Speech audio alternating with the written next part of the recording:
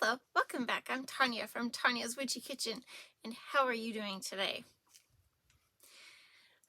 I'm warm, so that's a bonus right there. I'm warm. So we were in what was it? It was 50 below one night and 70 below Saturday night, and just crazy, crazy temps. Absolutely crazy temps. And then my boys and I got up and went to church.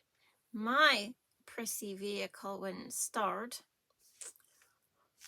I had a lot to say about that. But my son's truck did. So we took his truck and went to church and got coffee and came home. Yeah, it was a good time.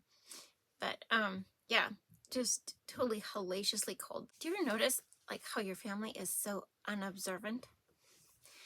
Yeah, because there's just things like, okay, simple things. Like the dog shredded this little squeaky toy they had, and it's a stuffed toy. Actually surprised it lasts as long as it did. But it had all this cut, the stuffing, the white stuffing that, they stuff animals with, or stuffed animals with. It's all over the living room floor, right? And they don't pick it up. It's like, it's your dog. You gotta take care of this, right? And then maybe it's a guy thing. I took all the Christmas decorations down, right? And I mean, obviously you noticed them. It wasn't like just a picture or something. There's a lot of things on the windows and across the hang, the holly and the bells and all the stuff. And took that all down. Took all the ornaments off the tree. Took the lights off the tree. I couldn't find the bin for the tree, so I just left the tree up because I figured, my husband, he can do that. But yeah, not a word out of him. And he's been complaining about this for the last week and a half. Not a word that I took the Christmas decorations down. So I mentioned it the next day, and he's like, "Oh yeah, I noticed something was different. I noticed. I was going to tell you that. I was busy." I'm like, no, you weren't busy. You were attached to your phone.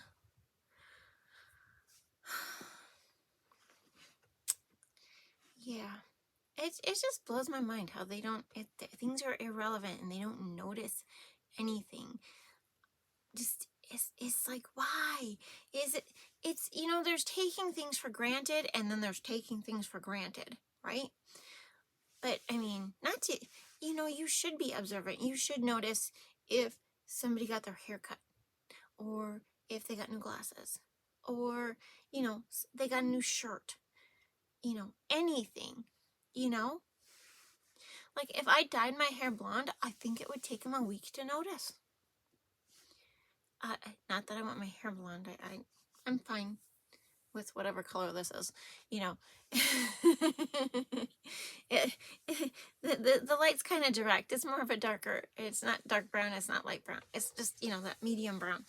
But, be observant. Because, I mean, when you're observant, you make people feel kind of special, kind of important, You don't need, like when you're married, the big wow is the wedding and the honeymoon, right?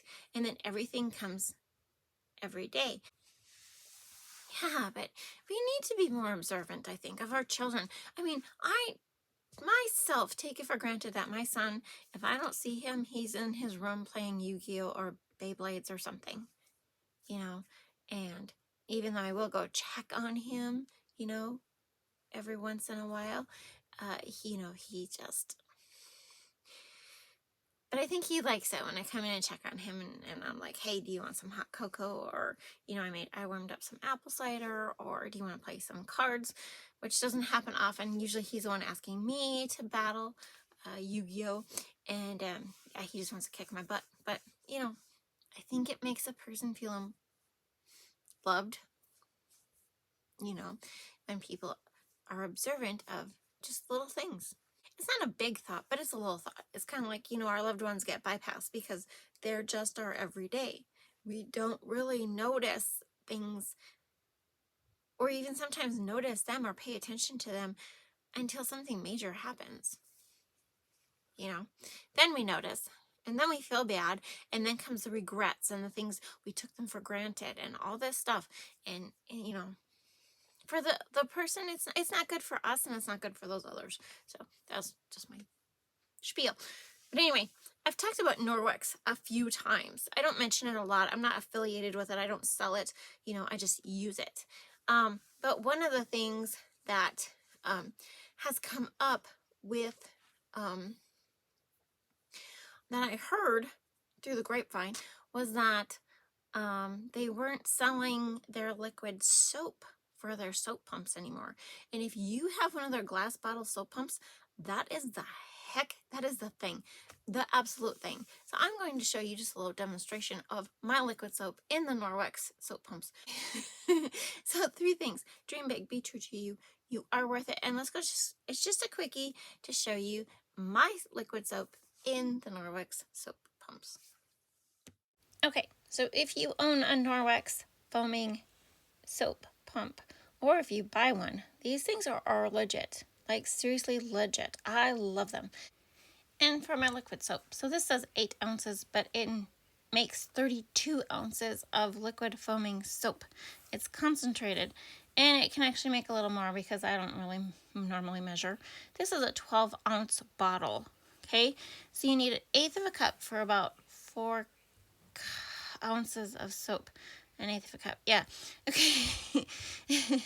Like, isn't it approximately 1/8 of a cup? And I ended up doing between a third and a half a cup of the liquid soap. And the fragrance oil will change the color of the liquid soap. I do not color it. Okay. I do not color it anymore, just because it's a pain in the butt. The sun can change the color and you know, all those stuff. Mica won't float. And then you just add your water to it after you, your ratio, you know, 1/8 to 3 to 4 cups. I'm just putting it back into the measuring cup to get all the soap out of there. You know, I don't want to waste the soap. And then you just top it off. This is the other nice thing.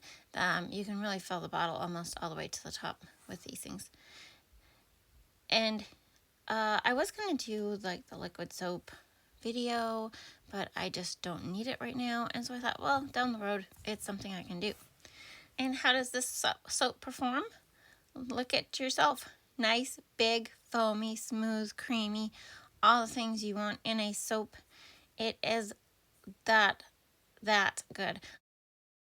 And there you go, 2 products that will rock your world. I hope you had a good time. Thank you for dropping by. I will see you next time. Bye-bye.